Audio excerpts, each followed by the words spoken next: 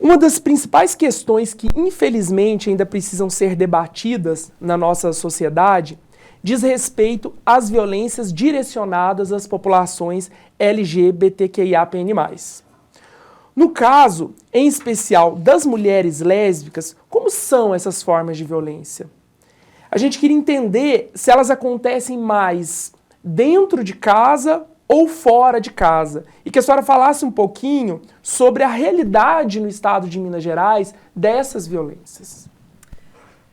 Bom, doutor Henrique, aqui no Brasil, aqui em Minas Gerais, aqui em Belo Horizonte ou no mundo, né, a gente precisa primeiro entender assim, que quando a gente está falando das lesbianidades, a gente, em geral, está falando também de mulheres, né? Então, se a violência que acomete mulheres acontece muito privadamente, a violência que acomete lésbicas, sapatonas, também vai acontecer privadamente de maneira preferencial. Agora, a gente precisa também entender, assim, em primeiro lugar, que a mesma violência que acomete as mulheres hétero vai acometer as mulheres lésbicas, né? Vai nos atingir.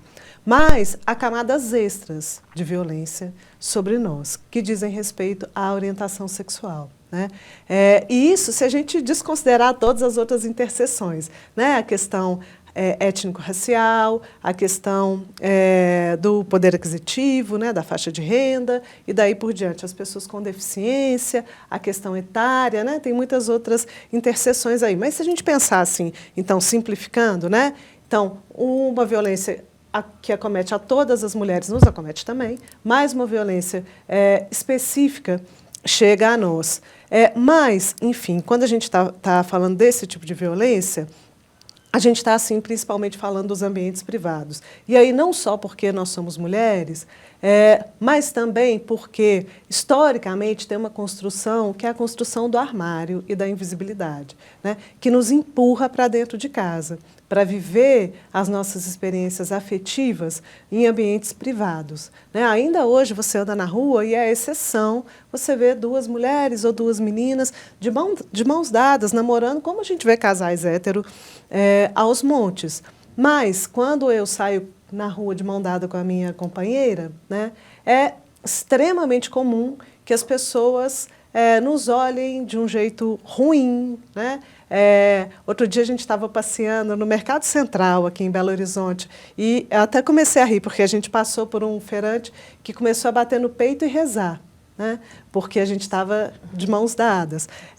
Então, todas essas experiências, a gente precisa estar fortalecido para lidar com elas sem que isso atrapalhe o nosso dia, né? Mas todas elas, então, são a basezinha, né, de uma violência cotidiana que acaba reforçando esse aspecto de que o ambiente para nós é um ambiente privado, ainda mais do que para outras mulheres, para as mulheres heterossexuais. Então, essa violência acontece muito, de fato, no ambiente privado. Agora, inclusive porque essa violência é muito forte, advinda das famílias, por exemplo, né? A gente tem algumas pesquisas, uma pesquisa que a gente já está desenvolvendo há algum tempo, que analisa os registros, os REDs, né, que são os BOs, que a gente conhece por boletim de ocorrência, da polícia em Minas, e uma das formas mais comuns de violência é aquela que vem da própria família, né? Então, vem do pai, quando as meninas são mais jovens, ou da mãe, vem dos ex-companheiros, ex-maridos, né? Então, vem nesse ambiente familiar. Por outro lado, tem uma questão muito importante quando a gente fala de violência, que é o registro. O registro da violência, né, os REDs, os BOs, são outra forma de invisibilização, porque o que a gente nota na análise desses registros é que, a não ser que a vítima confirme, reafirme seguidamente que aquela violência diz respeito à sua lesbianidade, isso não vai para o REDS, para o boletim de ocorrência. Naqueles em que a gente vê isso aparecendo, em geral, isso está dito 1, 2, 3 vezes pela vítima. Isso aparece lá no relato. Porque o próprio policial dificilmente registra lá se isso não é demandado. Por outro lado, muitas vezes, né, a gente vive o que a gente chama de heterossexualidade compulsória, que quer dizer que as pessoas, em geral, nos leem como mulheres hétero. Né? Então, um policial, ao chegar numa cena de crime, pressupõe que as pessoas envolvidas são heterossexuais, a não ser que elas digam. Mas, ainda que ele não pressuponha, tem aí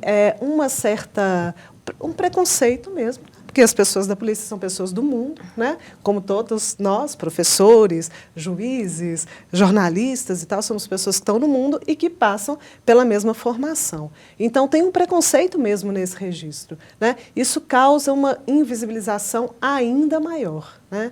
Estava, por exemplo, analisando esses dados que são feitos por uma pesquisadora, da Ana Barretos, que é minha colega de departamento e que trabalha com a gente no GEL, dizendo que não há nenhum registro de mulher lésbica assassinada em Minas. Né? Há registros, isso nos últimos quase 10 anos, né? Há registros de homens gays, há registros de pessoas trans, mas não há registro. Isso mostra, assim, bom, das duas, uma. Ou Minas Gerais é o paraíso das lésbicas, o que eu acho difícil pela minha inserção cotidiana na vida em Minas, ou então a gente tem uma invisibilização muito grande de uma vítima que não pode dizer, anote aí que eu sou lésbica, que ele me matou por causa disso. Né?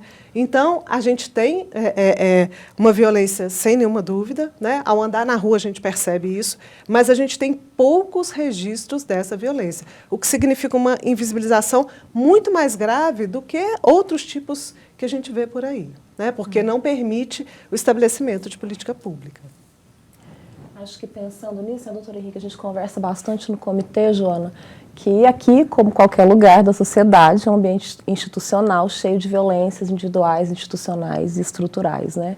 Então, não raro, a gente já vem vendo mais ações sendo protocoladas por mulheres lésbicas ou de outros segmentos da população LGBTQIAPN+, dizendo que sofreram discriminações ou violações no ambiente de trabalho. Então, a gente tem observado, não é um crescimento, mas a gente tem visto mais. Não sei se as pessoas estão entrando mais com as ações, mas tem aparecido bastante. Acho que uma das ações do comitê também é olhar para isso, né? Para esse quadro social. E eu fico me perguntando, é uma pergunta nossa, como preparar esses magistrados, magistradas e magistrades e os demais servidores e servidoras, né, para olhar para essa questão.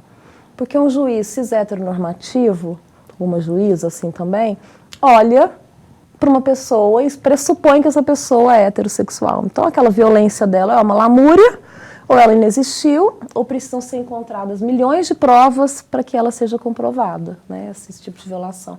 Como preparar e como é importante, quão importante é analisar as intersecções, né, os vieses interseccionais da violência até chegar na mulher lésbica. Como é que a gente faz com esse corpo de pessoas que decidem o futuro de tantas trabalhadoras, né? Olha, Carol, eu sou otimista. Que bom. Então, quando você me diz que isso tem aparecido mais, ainda que não haja ainda um número oficial, né, eu imediatamente penso que as pessoas estão mais conscientes, né, dos próprios direitos e mais confortáveis para buscá-los. E acho que isso é uma coisa muito importante, uma coisa fundamental. Tem alguns estudos recentes que mostram que a população mais jovem se declara mais, se autodeclara mais como LGBTQIAPN+. Né? Isso não significa absolutamente um crescimento dessa população, mas significa que as pessoas estão se sentindo mais confortáveis para sair do armário. Bom, então as pessoas estão se sentindo mais confortáveis para sair do armário. Então, eu acho que, de fato, há uma tendência a que esse tipo de ação apareça mais, né? Busque mais por justiça. Mas como é que se lida com isso? Essa, de fato, é uma pergunta muito difícil, porque, em primeiro lugar, como eu estava dizendo, né, a violência não começa como alguém que bate na outra pessoa. Né? A violência começa no olhar, a violência começa no tom de voz, né? A violência começa recentemente. Então, a gente teve lá na Argentina o assassinato, uma pessoa tentou contra a vida de 4 mulheres, que moravam numa mesma casa, jogou uma bomba incendiária lá dentro, matou 3 delas.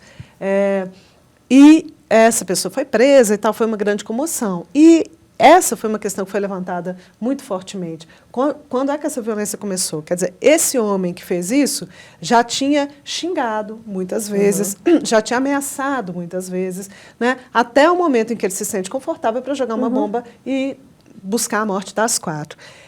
Acontece a mesma coisa aqui no Brasil, no mundo inteiro, que é, as pessoas começam a violência em geral por olhares, pelo tom de voz, e isso vai escalando. Né? Se não há nenhum tipo de intervenção, isso vai crescendo, cresce para xingamentos, cresce para violência física, ou cresce, né? No caso da Justiça do Trabalho, muitas vezes não chega a violência física, mas há demissão injusta, há punições e tal. A gente tem um ambiente, que é um ambiente de discriminação, espalhado pela nossa sociedade, né? E é muito importante que as pessoas escutem, atentas a isso. Então, a gente tem alguns protocolos, por exemplo, na própria Justiça, que é um protocolo de escuta de mulheres que sofreram assédio, né? Então, para entender então, a questão do trabalho relacionada à LGBTQIAPN+, fobia, também é preciso protocolos nesse sentido, de entender que não se trata de mimimi, não se trata de lamúria, né?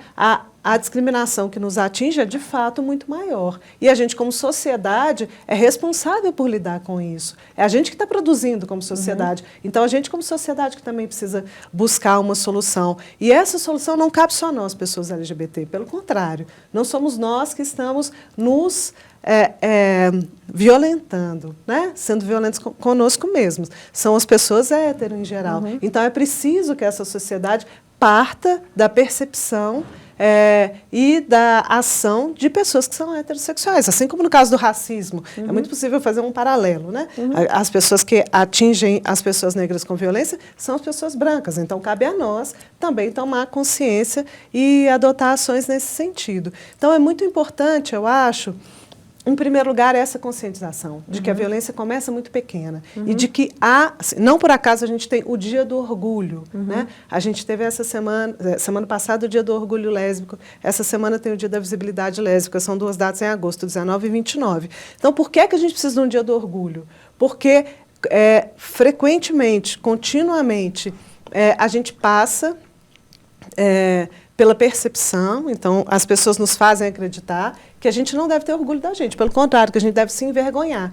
Essa é uma forma de discriminação que está nas famílias e que está no ambiente de trabalho, que está nas escolas, né? Então, entender que ser LGBTQIAPN+, é socialmente visto como um elemento diminuidor, digamos assim, que nos hierarquiza, né?